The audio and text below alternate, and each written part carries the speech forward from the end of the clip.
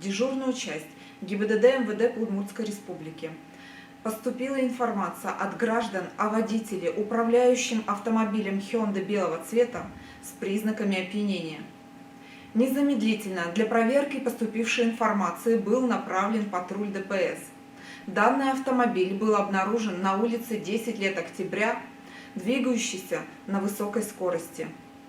Водителю было подано требование об остановке, которое он проигнорировал. В последующем водитель Hyundai, двигаясь на большой скорости, представляя опасность для окружающих, пытался уйти от преследования. С левым поворотом вышли на Советскую, в сторону Удмуртской идут.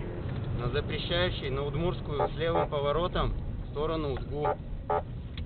56-я гимназия проходим, прямо идем по Удмуртской, в сторону Кирова. Скорость 180. Запрещающий Кирова.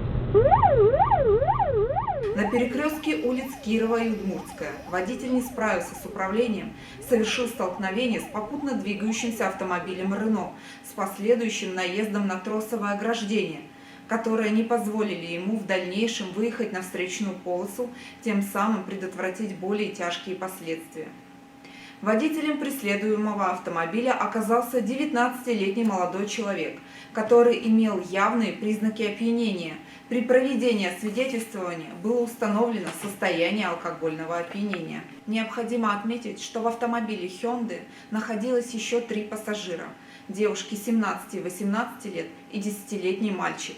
В результате аварии пассажиры Hyundai получили незначительные травмы, водитель автомобиля Renault не пострадал.